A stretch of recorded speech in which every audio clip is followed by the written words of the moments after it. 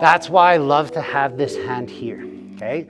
So if I'm here and I got to this part and I'm here standing right about here, he's gonna wanna start smashing with a big right hook punch. Okay, punch harder. And that's where the pressure is gonna push me this way. Okay, he's punching, boom, I find my stance, and then I can come back. So I'm just covering my hands here. In case he decides to throw left, boom, I'm still just covering as much as I can.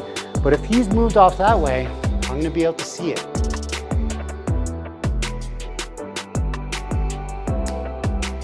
All right, let's talk about how we get down to the ground. First one, easiest one, get out of the way. You got knocked out. Well, I shouldn't say knocked out. You got hit really hard and you hit the floor, okay? So you're down on the ground, you wake up, or maybe now you're just dazed and confused.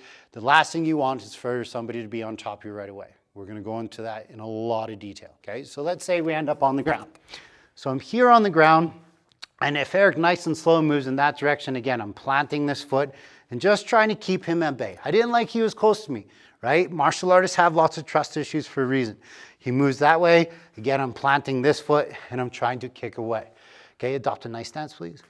So he's in a good stance. And the reason why I want a good stance is because this is going to determine how I stand up. So one, really hard energy. He's in a great stance. I sit up, I'm here. My foot is touching. He hasn't done anything. And as I go to kick, he's so strong that he pushes me away. I've still got back to my reactionary gap. Option number two, though, is when I go to kind of sit up like this, now my kick, just gonna back up a touch so I'm at proper kicking distance, is gonna do some damage. Here I was too close. That's more I'm gonna push myself off of him. Here I'm thinking about striking that leg. Okay, and if his knee isn't bent, yeah, right? Now there's a chance for me to at least maybe injure him quickly, crack, to just be able to stand back up. It may not be perfect, but hardest part is after you've hit the ground, he's getting back up, especially if the attacker's in the way. That's why I love to have this hand here, okay? So if I'm here and I got to this part and I'm here standing right about here, he's gonna wanna start smashing with a big right hook punch. Okay, punch harder. And that's where the pressure is gonna push me this way. Okay, he's punching, boom, I find my stance, and then I can come back. So I'm just covering my hands here. In case he decides to throw left, boom, I'm still just covering as much as I can. But if he's moved off that way, I'm gonna be able to see it. I'm gonna be able to do something about it. But there's a lot of other things that can take place here. So when I'm planting my foot and I'm trying to kick him, okay, he's gonna want to stay away. If he's away, there's a chance for me to stand up.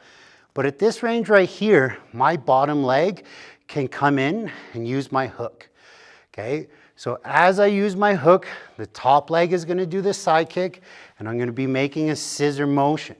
I'm here and I scissor, okay? Forcing that joint to hyperextend, giving me a chance to stand up. Now watch how I stand up, because I'm here, he's on the ground, I'm on the ground, I don't need to cover anymore. I'm gonna put this hand out here in case he tries to get close and start kicking, but ideally we're both gonna try and pop up to the ground quick, and now we're here and we're back to being even again. Definitely somewhere we wanna be on the street. But let's say that when they moved, your foot is no longer on the inside making that hook, your foot is on the outside. So if the foot is on the outside, this leg is going to hamstring curl, top leg is going to roundhouse kick, making that scissor motion. The way that he is right now with his left leg forward is going to force him into a side break fall. Again, hand placement. I don't like where this leg is right now. He can scoot forward, kick my groin. So compared to my hand being here, I'm just going to put it here so I know where it is and get back up.